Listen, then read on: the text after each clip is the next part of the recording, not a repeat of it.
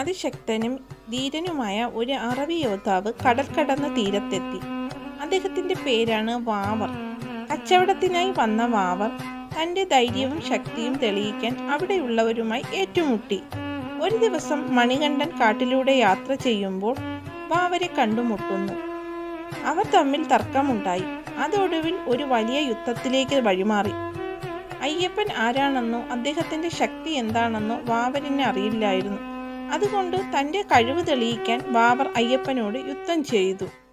അവർ തമ്മിൽ ശക്തമായ പോരാട്ടം നടന്നു. വളരെ നേരം പോരാടിയിട്ടും വാവരിന് അയ്യപ്പനെ തോൽപ്പിക്കാൻ കഴിഞ്ഞില്ല. മണികണ്ഠന്റെ ദിവ്യശക്തി വാവർ തിരിച്ചറിഞ്ഞു. യുദ്ധത്തിൽ പരാജയപ്പെട്ട വാവർ അയ്യപ്പന്റെ കാൽക്കൽ വീണു മാപ്പ് ചോദിച്ചു. തന്നേക്കാൾ ശക്തനും നീതിമാനുമാണ് അയ്യപ്പനെന്ന് അദ്ദേഹം മനസ്സിലാക്കി.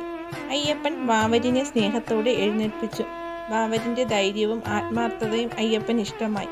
അങ്ങനെ വലിയൊരു ശത്രുവായി വന്ന വാവർ അന്നു മുതൽ അയ്യപ്പൻ്റെ ഏറ്റവും വിശ്വസ്തനായ സുഹൃത്തും അംഗരക്ഷകനുമായി മാറി.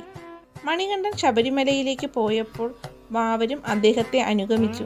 അവിടെ അയ്യപ്പൻ വാവരിനോട് പറഞ്ഞു, പ്രിയപ്പെട്ട വാവരെ, ഈ ലോകത്ത് മതമോ ജാതിയോ വലുതല്ല, സ്നേഹവും സൗഹൃദവുമാണ് വലുത്. നിന്റെ വീര്യവും എൻ്റെ ശക്തിയും ഒന്നിച്ചു നിൽക്കണം. അതിനാൽ നീ എപ്പോഴും എൻ്റെ കൂടെ ശബരിമലയിൽ ഉണ്ടാകണം. അങ്ങനെ അയ്യപ്പൻ്റെ അമ്പലത്തിന് താഴെയായി ഒരു പള്ളിയിൽ ഇന്നും വാവർ സ്വാമി കുടികൊള്ളുന്നു.